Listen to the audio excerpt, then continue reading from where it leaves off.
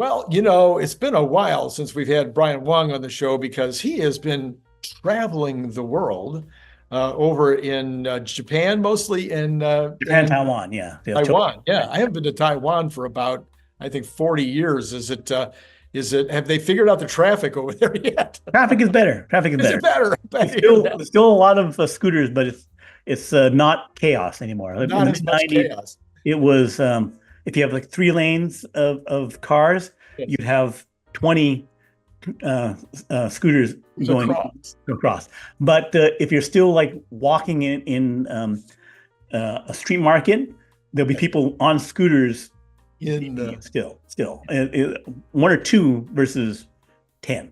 I see. Okay. No, it was definitely chaotic when I was there. I would not have wanted to drive.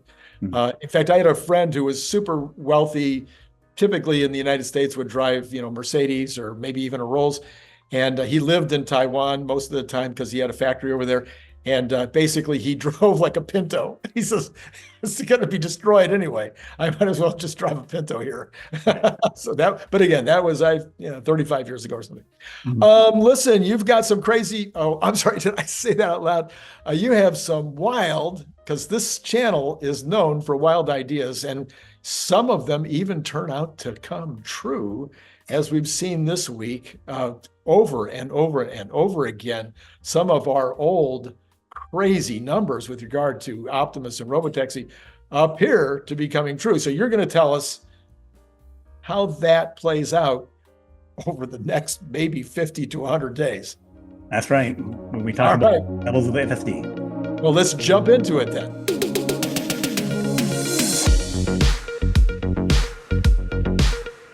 Tesla has misnamed their full self-driving product. Their naming convention using different versions is wrong, and that is confusing people, including various Tesla bulls. And that also is making people analyze things incorrectly about FSD and Robotaxi. So we have full self-driving Tesla FSD, and we've had this numerical naming convention, FSD 10, FSD 11, FSD 10.1, 11.1, and then now we have 12, 12.36, and now 12.41, 12.42, right? So we know that 12.4 is supposed to be a lot better than 12.3, right? And it was a large improvement from the version 11. I'll go over some of the details of those numbers first to get a sense of what it is. But the main point is that Elon has said that 12.4 will have 10 times the miles between disengagements. Right. So 12.36 was in the range of 200, 300 miles per disengagement. So you intervene, you say, okay, I don't like what it's doing. I can take over as a human driver for full self-driving. And Elon says, 5 to 10 times more. So that means going up to at least 1,000 miles and maybe up to 4,000 miles between when you need to take over from the system, where it's saying, okay, it made a mistake, it still got confused, or whoever has to take over. And then 12.5 is supposed to be another step up, maybe 5, 10 times more. And that gets into the range of 17,000 miles per disengagement, which is what the Waymo system does. The Google Waymo created a Robotaxi, no human driver, although no human driving system, but they're doing remote people coming in to check stuff, is that normal humans drive their cars about 15,000 miles per year. So the difference between 15,000, 17,000 miles is like one disengagement a year of driving versus one a week or one a day. Right. So that's the kind of difference that we're talking about here. And my argument is that if you say 12.3 is at 200 to 300 miles, and then 12.5 is at 10,000 miles, having just a number system saying that this is 100 times better, you're not talking about the same product anymore, right? I see. Right? Because right now the separation is, okay, autopilot, just driver assist. FSD means it's driving for me, full self-driving, but I'm still behind the wheel until they take over. And then there's Robotaxi, which doesn't exist yet, but which would at least for Tesla, we should take the human driver out, right? Those are two course, a way of measuring things, right? Because within that, there is this huge variance, a capability between I have a problem once a day, once a drive, versus once a week, which may be where we're at now, 12.4, according to some whole Mars tests, and then getting up to once a year, where we may be with 12.6 and getting to Waymo level and probably going beyond, right? And are you thinking as a marketer here then with regard to the consumer? So, we've had these interesting levels that people have put out, like it's good enough for me, and then it's good enough for my spouse, and then it's good enough for my mother-in-law, and then it's good enough for, I mean, so are you looking at levels of consumer willingness to purchase as you're naming kind of the way why you want to name it differently? Yeah, I think it's related to having different things so the consumer knows the difference, right? Got it. And it has to be non-arbitrary, right? And then it also has to be you hear the dog barking? Sorry. Yeah, barely. Okay. So it has to be that one, the consumer need to understand it, but also the financial impact for stock analysts. Oh, okay. This is not the same, right? So my analogy is that in the early days, 1980s or so, people get on the internet with dial-up modem. Right. People who weren't alive at that point or don't remember, you'd have a landline phone dialing in. You'd have this modem device that would connect you to the internet. It would do it at what they called 300 baud, or something like that, and it would have this 1 minute startup time, where it's like you would do the phone, phone dial in, and then beep beep, and they would do the tone. They would then connect. And in the very early days, it was like, except it was busy part of the time. Right. And so you go through this entire process that would take like 2 minutes, and you get beep, beep, you get a busy signal, and do it again. It was just like a lottery to see if you could even get on. Right. So it would take 2 minutes and sometimes even like 10 minutes to get onto the internet. So I couldn't check stuff. And also, everything was the visual, all that kind of stuff. And then you got cable modems. There was ISDN lines, which are full digital lines. You had cable modems, DSL, which are all instant on, right? And also far higher speed, 10 times, 20 times, 100 times, 1,000 times better speed, right? 1,000 times better speed. So there were all internet connections, right?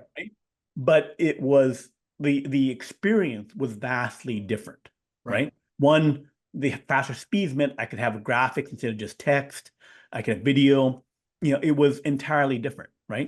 And so that is what I'm saying. The same thing for FSD is that it's like the range from dial-up modem to a digital line to super high speed, whatever, is the kind of stuff that we're talking about, right? And the range of the digital connection lines, which is the FSD part of this map, is something that is it's not the same at a error-prone 3,000 bytes per minute thing versus, or per second, versus 10 million, right? That it's like I'm not buying the same product anymore. Right. Oh yeah. I mean, come on now. It's very clear that if you are, my own experience, I'm currently not using it. My wife uses it every day, but I still haven't gotten back to using it because I only drive about 30 miles a week, and so for me, it's kind of like, oh, if I go into this, I'm actually doing something new practically. It's almost like when you get your next version of your computer program, or whatever, your next, upgrade. And it's like, okay, do I really want to do this upgrade? As compared to if it was operating 100%, there was no nag, It would do everything, and I knew it would do everything. Well, then it would be a no-brainer. You just get in and push your location and go. That's a big difference. Right. So let me show some slides here just to give a sense of some of the stuff.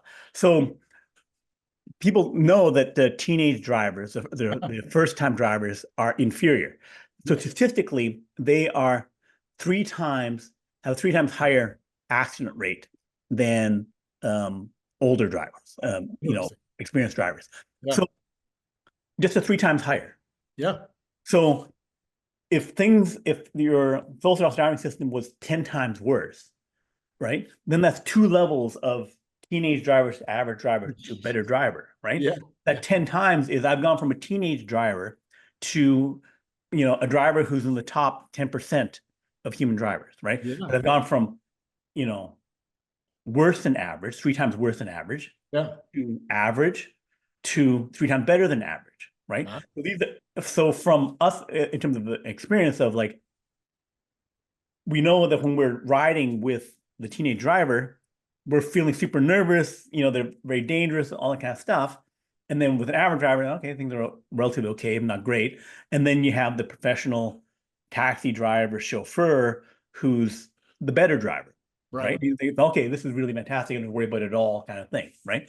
And so that perception difference is because we're going from an artificial system, we're spanning that, could go from like 12 or 11 was at the teenage driver level, right? Mm-hmm. And then 12.3, now we're kind of at the human driver level where we're feeling confident. Although it's not 12.3 is not quite there because 12.3 doesn't let you do reverse. So it's like you're a human driver and you can't go into reverse. It's like you're not a human driver, right?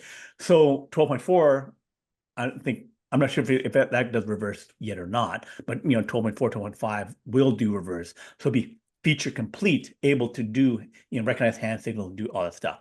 So then fully better than human or as good as human in every way, and then getting to better, right?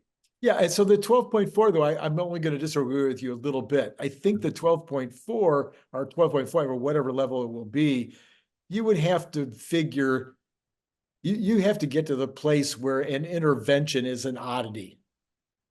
Yeah.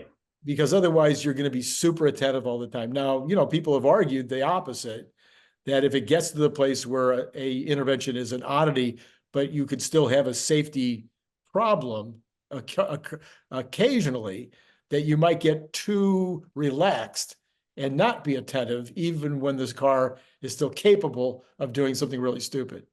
Right. So this goes to what levels really matter. Right. So we have level 1, level 2, level 3, this SAE system of that, which basically means that, but it's too broad. It's like, it helps me at level 2, at level 3, it helps me, but it's not restricted in regions, and 12.4, I can remove the driver. So it's like these huge leaps. And also like the 2 versus 3 is kind of like, what does it mean? I can do some areas, but not other areas. It's related to the fact that Waymo and them have done a hardware approach with radar and LiDAR, where they're dependent upon hyper mapping. Right. So thus they're location constrained, which is not the situation with Tesla. Right. So the nature of those definitions are related to, one, I'm defining something before I got there. Yeah. So, but now we're kind of in it. So now we know the difference between here and there, right? Between 400 miles and 4,000 miles and doing everywhere and feature complete and all that kind of stuff. Sure. So now that we're in it, we can have new definitions and also new marketing related to what can this thing actually do. Right. Wow. And also the fact that we're going to span the human range from teenage driver to professional driver, possibly within these point releases, going from 12.4, 12.5, 12.6. So that by August 8th, suddenly we're at the level of professional driver, able to reverse, don't have to touch the wheel, everything, right? So then it's not the same product. So then this also goes to the stock analysis. Like I've watched some of our friends, Herbert and others talk about, when does the stock price go back to the all-time highs and stuff like that. And then they're talking, and Larry Goldberg was saying, oh, well, it's, one has to show up in the financials, and then it has to, and it'll be a year, 2 years, something like that, middle of next year, all those kind of things. But that's not related to the fact that it is all dependent upon how good is 12.4. Right. Call it like, is it the fully human, beyond human level FSD? Is it, is it professional driver FSD, right? Is it beyond professional driver FSD, right? So that goes to, safety ranges and actual 5x, 10x safety. That if you have these statistics of that, then you need to say, here's what I'm talking about, like, and comparing it to human level drivers, right? Yeah. And the experience I'm getting. So it's a couple of things that gets more complicated around the marketing aspect of it. But if for the analysis aspect of how much attachment rate and stuff like that is, then we can say if it gets feature complete and it's at 5,000 miles or 20,000 miles and beyond, right? Clear levels of statistical capability, right? Then we can go to the benchmarking. This is done by Cruise with a study from a bunch of universities. Of course, Cruise's numbers seem to have been misleading. Right. That they had supposedly some of the best numbers around it, but they were doing it with remote drivers. Also, the kind of accidents and issues that they had, where they like hit a person, and then the car then dragged the person 40 feet underneath the car. It was, mistakes that aren't kind of captured in these kind of statistics. But they did say that they were, again, better than human ride-hailing situations. Autopilot has statistics where they're safer than human when it's engaged, versus that. But these, again, there's some problem with these statistics. So you need some measurement where it gets to that full level. Sorting out these measurement things is, if things happen as quickly as we expect, won't matter. One, they're not going to change the marketing up to that. And two, that if we are hopping from 12.4 to 1.5 to 1.6 over the course of 2-3 months, right, then we're blowing through all these naming things, like whatever. We're getting to the promised land of better than human level. So yeah, I mean, 8.8 is only 50 days away. Right, only 80 or 50 days away, right? And we should have at least 12.5 at that point, right? Which, 12.4 with the point release sorts out to 5-10 times better, and then 12.5 comes out, it's sorting out, get to 10 times better. We get it 100 times better. So if we're there, or we're there a month or two later, because we're getting these leaps in taking about a month based on how fast the supercomputers are working, right? Then any discussion of like, where are we at financially and whatever, should be assuming that we get to 100 times better in the August to October timeframe, right?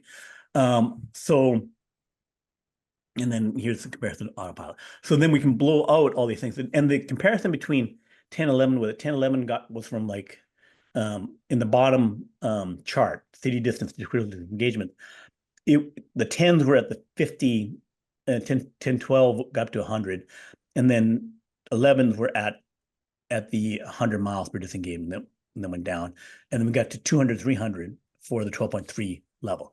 So comparing this to human versus China ADAS is that the China driving systems is that the China guys say that there are about 11 equivalent, right? So this is analysis by some technical university people over in China saying that our systems are about Tesla 11. So they're acknowledging that the version 12 is 2 to 3 times better than what they have. I see. And so they have gone, the version 12 have gone to next level capability because Tesla was working on 10, 11 for like 2-3 years, right? And then making moderate but minimal progress Right. in the hand coding thing. And now we've gone to this neural net approach, which is broken out, right? So, and then if it doesn't have this cap, where if what Elon is saying is true, that 12.4, 12.5 is 10 times better than 100 times better, then the others have to get to the breakthrough, right? All your hard work, even with whatever systems, you're messing around the 10, 11, you're stuck below the breakout, right? So then we get to the breakout level, and then if we're 100 times better, then the value of FSD in 2-3 months, right, with a system that is able to reverse, no touch, like doing everything that you would want a good professional chauffeur to do, where you trust the system because it is trustworthy, because it's not having problems, once a year or something like that, right? Then the issue of like, how attentive do you have to be is that, it's safer than you. Right. So let me see if I'm catching up with you, making sure that I don't fall too far behind. Yeah. So we've got 50 days till 8.8. Yeah.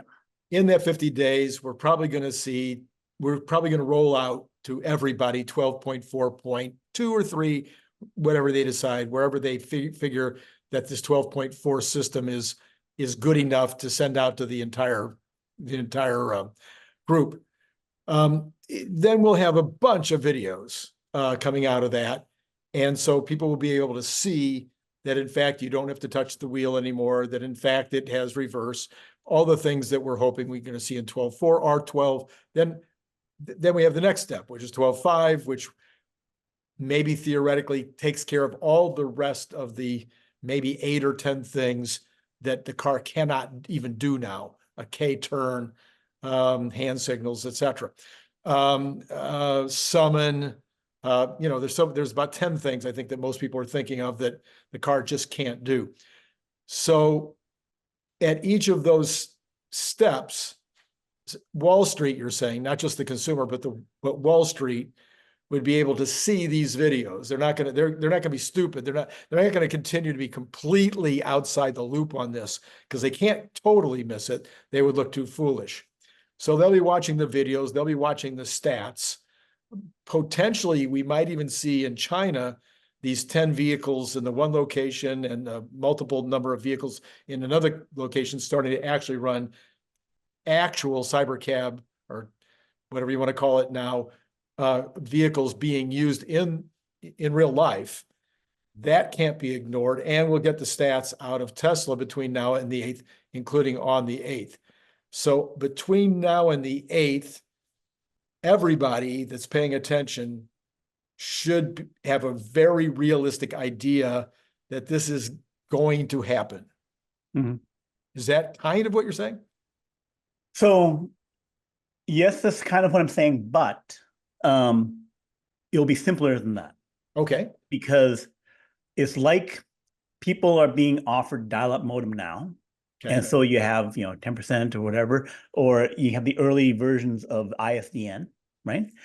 And which is twice as fast or 5 times faster, but it's still, has some bugs and that kind of stuff. And then you get to cable modem, 10 times, 100 times faster, right? So I'm saying that we'll have the cable modem product of full self-driving in 12.6, right? Or 12.5 late. And it'll happen in the August to October timeframe of getting fully released. Based on the stuff, it seems to be taking a bit longer. Let's assume October, right? So that means, yes, the people who are paying attention, so whole Mars, everyone will see, oh, holy crap, it's here. Yeah. Right? But the main thing would be that when Tesla then gives another 1 month, 2 month free trial to everyone of you. You guys tried 12.2 or 12.3 before, now try 12.6, right? Right. And so then when you say we went from dial-up modem to the real deal now, right?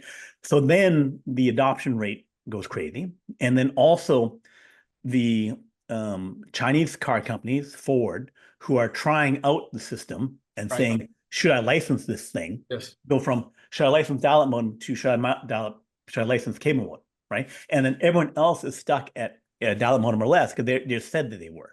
China ADAS, all those people are at that lower level, right? So now we've gone to this 100 times better. So right, we're at 2 to 3 times better than everyone else. And it's like, okay, it seemed to be a pretty big deal. But that 2 to 3 times better is still that gap between student driver and regular person, right? And so sometimes it'd be tough to tell between, decent student driver versus the average human driver, right? But the difference between that and, NASCAR driver, professional driver, then it's a big, right? So it becomes this readily apparent thing. And then, so then people say, like, I give it a 10% attachment rate, it'll go from 2% to 10%. And it's like, no, it's going to go to like 50%, right? It's going to be way safer than human. Even just the insurance stuff would go from, accidents dropping 10 times. Yeah. Then I can, if you have it on, then, the insurance should be way less. So we just get into a different world, even though it's not robotaxi per se, because we haven't gone through the regulatory hurdles of removing the human driver, but we're fully capable of doing it. That we're just not at that regulatory level. Right? Wouldn't almost the most obvious thing that would say that we've made that complete flip be that there just wouldn't be anybody on YouTube saying that they're having any interventions? I mean, wouldn't it be like every single YouTube driver says, I just went, 100 miles with no interventions, and not one of them is saying, what are you guys talking about? I'm still getting intervention. I mean, if you have none, it's zero zip. There'll still be some, because there'll be, I think, the Nano Dows of the world making stuff up. Well, okay, but the Dano does. He's nobody pays any attention. But no one honest would then be being stuff, right? Basically, you want or maybe it'd be one. Oh, it's a rare thing. I had some problem because I got 100 drivers, and I drive 100 miles over or 200 miles over a week. 20,000, then you expect one. Right. So yeah, you go from like a lot to down to one. So that's what we would see, right? But then you would also start having a lot of my favorite thing, which is referrals. Or you would have a lot of people who aren't on YouTube, and they found out that the thing is better, and so they can have a 2-week trial, and they do the 2-week trial. They tell their friend that has it. I mean, I've got 7 people in my neighborhood who have Teslas. So you get to the point where you ought to try it again. It's really great now. You would have this kind of word of mouth thing taken. Right. The viral word of mouth thing would be there. Yes, where basically it's where something is clearly superior. It's like that, fantastic, movie, right? The Matrix. Or the GPT moment. Yeah. That GPT moment where it's like, okay, yeah, you gotta try GPT. Like where normal people at a party say, hey, you gotta try this GPT thing. Let me try it for you. So that kind of virality would happen, right? Where it's like, who it goes, because right now it goes, I tried, didn't like it. And I think it goes from that to it is clearly better, right? And does that not because of marketing convincing, because it actually does happen, right? Okay, 12.5 is the S, and basically, everyone loves it, right? So that can happen. That can happen on the August 8th thing. So, but the financial impact and why it rips the stock is that the Chinese car makers, who are all putting in their ADAS system, and they have like 10 or whatever robotaxi companies, and the biggest one being arguably the biggest one being BYD Apollo, which should have over 1,000 robotaxis by this year, and that's in their current system. So they were planning to go to like 5,000 next year in 60 cities, versus Waymo with 500 in 4 cities. And so then they could if they adopt Tesla, which their head of self-driving systems said if it's there, I'll use it and we'll do it, right? So then that happens, then they can say, okay, we can have 50,000, 100,000 robotaxis in 200. There's 800 cities in China. They can do 800 cities by the end of next year, right?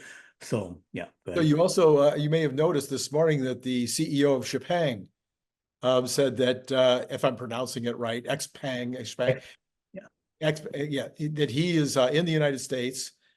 He has tested FSD, and he's planning to do more testing of FSD while he's here. Right. Right. So I have talked to a VC who funded 𝐘𝐈. Oh, okay. And he said that the CEO of 𝐘𝐈 is a super CEO, super hardworking. Before he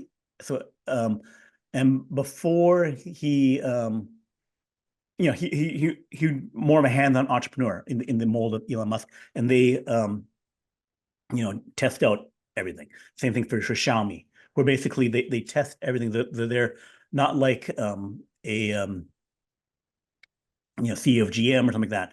Right. Hand off, like they're hardcore into all these systems. So they will, as engineering CEO entrepreneurs, try it, and if it's better, then they will adopt it. So again, that goes to, as the product is there, a fully available 12.4, 12.5, right. The licensing will happen. So good. Yeah, so you get the licensing, but the other one that nobody talks about, I've said this a couple of months ago, and I'm going to stick by it. I think the car sales go through the roof. The Model X's, Model 3s, all of a sudden, you're not going to be able to get them again. It's going to be, long lines of people waiting to get the new car, because now, again, the word of mouth will be, this works now. That's right. So the demand will skyrocket for the regular cars.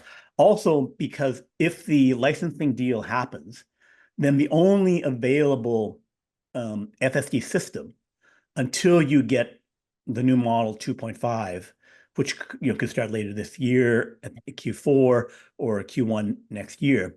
But if you say, I want to do stuff now, or I want to make sure I have those vehicles, then you have to buy Model 3 and Model Y, right? And then maybe Cybertruck if they get 12.4 with Cybertruck. So, but the existing sets of vehicles have to be the ones. So then, if I'm Apollo and I want to get 100,000 robotaxis or 200,000 robotaxis next year, I got to buy Model 3 and Model Y. And so then the Tesla factory in Shanghai, instead of running at a slightly lower rate, one shift off or something like that, making 900,000 cars a year, they can go full shift, 1.2 million, 1.4 million, by pushing their lines of production up to the mass level. That extra 600,000 cars goes into all the robotaxi licensed partners. Sure.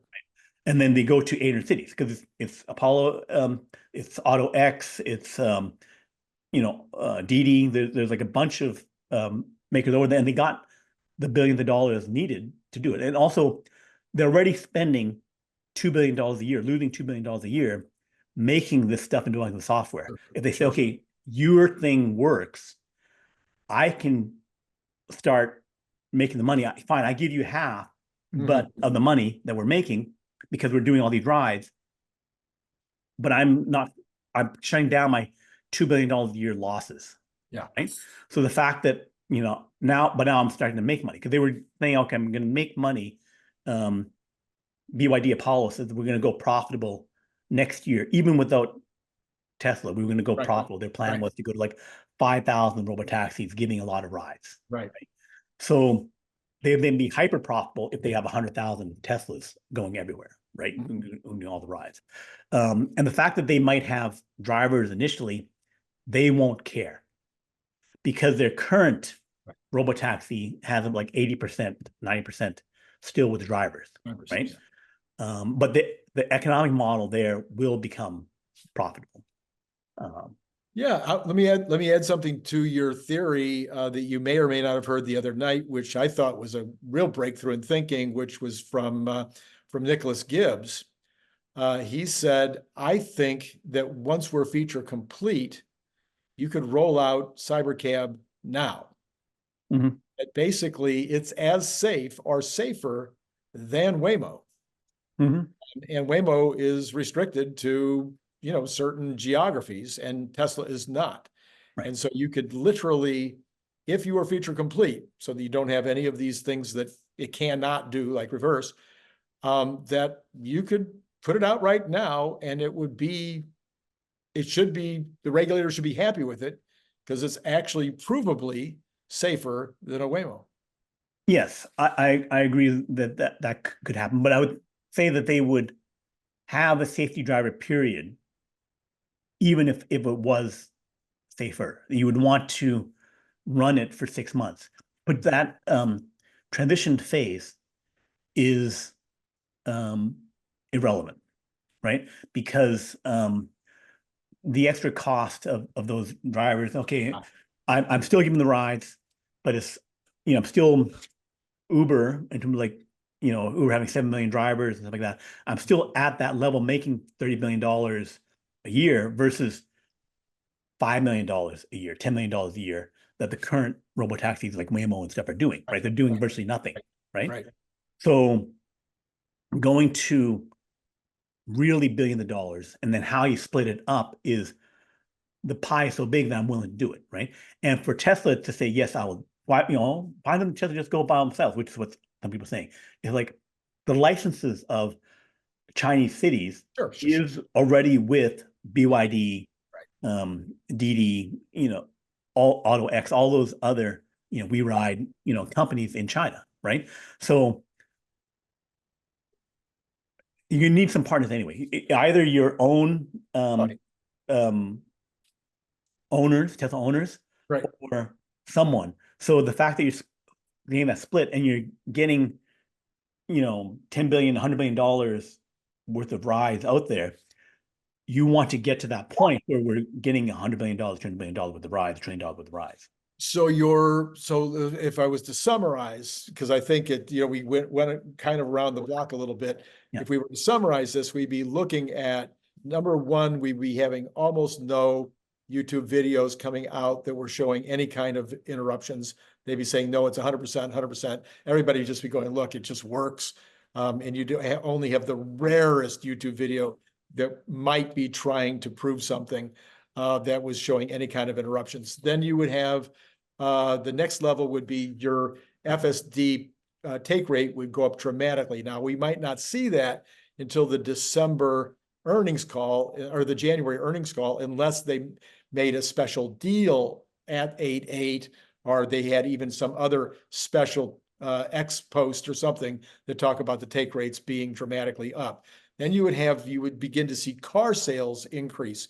It wouldn't be invisible. It would be a very visible thing. Nobody'd have to say anything, because there's lots of people reporting on car sales on a week-to-week, even day-to-day basis. So you see these car sales kind of exploding as people try to get in on the deal, get in on the opportunity, even in terms of future robotaxi income. Then you'd have the Chinese licensing people coming in and saying, okay, we want a license. That would be headlines everywhere. Yep. Those licensing agreements in China would almost certainly create a potential gold rush, in terms of Ford, General Motors, Volkswagen, Mercedes, etc., also having to think, maybe we need to license this deal, where maybe they're not feeling all that much pressure right now, but a couple of Chinese licenses would certainly put the pressure on them. And then would be any kind of announcement in terms of when the cyber cabs would be literally on the streets and producing revenue. Is that Right. kind of? Yeah, the one other thing would be that I'm expecting that the robotaxi companies in China would buy the cars, buy and license the system. Yeah. They would announce or actually deploy. Yes. I think, as Nicholas was talking about, I see that they would deploy with safety drivers Right. at the tens of thousands of levels. Right. And rapidly to 100,000 or more. They would probably say, by next year, 100,000, right? Because they had plans to do that by 2030 or earlier. And so they'll just accelerate that. They would get the human drivers to do it, and they would then have probably like 100 plus cities with tests Yes. and with some duplication, like 10 of the companies in Shanghai, Right. each doing 100 or 500 cars, Right. each 100 in Beijing. So they would be multiple ones all over, and they would and that would also gather the data that Tesla needs to prove to regulators that it works, and then be a question of like starting the avalanche of other cities, Florida, San Francisco, Right. wherever, Right. also choosing Arizona, choosing to do it in the United States. So it would be a avalanche wave of that. So the licensing deal, and for the stock, it would be just like when we had the stock ripped to 300 based off of these charging network. It'd be capitulation of the other alternatives, and it would also be, but this time be actual revenue, a lot of actual revenue. Right. Because if I have fully utilized robotaxi in cities, and I'm paying for a decent ride. Yes, the rides are far cheaper in China, right? But their cumulative ride-hailing market is bigger than the United States. Hey, if I'm making a penny a mile in China, but I'm making 50 cents a mile in the United States, what do I care? The numbers will be so big.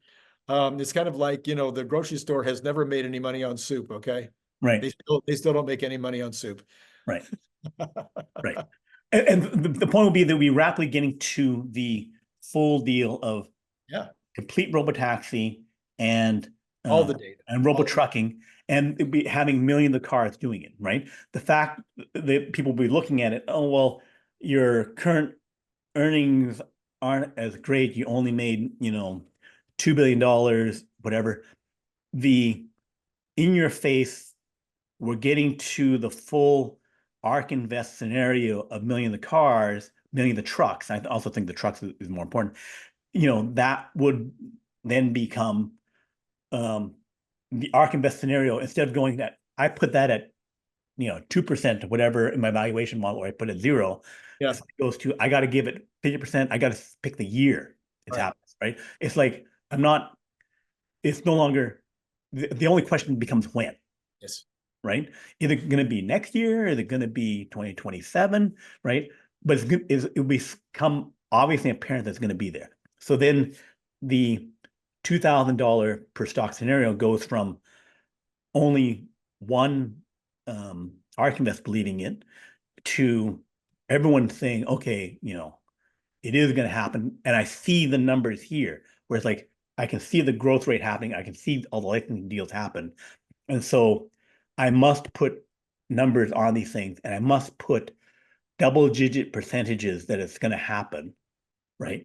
So that goes to, our $180 share now, plus nothing currently, to plus 10% of $2,000, so $200, so it gets $400, to 40% of $2,000 to $800. So you can get that premium add-on, and then the actual quarter after quarter, huge billions of dollars being added on, because FSD attachment rate is the profit from FSD of a sale is equal to the profit of a car. Yes. The profit of a subscription is the profit of a car in 5 years. Yes. So if I make 40% attachment rate, or 40% of the current cars of the US and China, that's 4 million cars. So if I do 40% of that, that's 1.6 million. So it's the equivalent of 1.6 million sales, or 1.6 million sales over 5 years in terms of profit, right? And then the same thing, and then every year after. Every year after, right? So the profit hit again is clear and apparent with really large attachment rates, right? And also the whole margin thing is like every 21,000 FSD things adds another percent to the margin. So if we get 210,000, then that's 10% more to margin. And then the whole transformation of the PE goes to that we're an AI company. That there's no denying it. Yeah. So now coming back to your original idea, you said that the problem is the naming convention. So have you come up with a name for the new version? So We have to go back to the marketing department now and see if they come up with a name, huh? One is what would be maybe professional FSD. Maybe it needs to be Is there any famous chauffeurs? What was the guy in the chauffeur in the one? Anyway, there must be some famous chauffeurs or something. Yeah, but we have to have a brainstorming session to come up with that branding. Yeah, I don't think enough people have watched like the Formula One Oh yeah, driving thing that with Nikki Lauda. Some of the really good YouTube videos and that. So the Nikki Lauda version of FSD or something like that, or what's another famous race car driver? Yeah, famous driver. Yeah. But basically, yeah, it becomes that basically it's like if you have an AI and it's okay, it's above Einstein, right?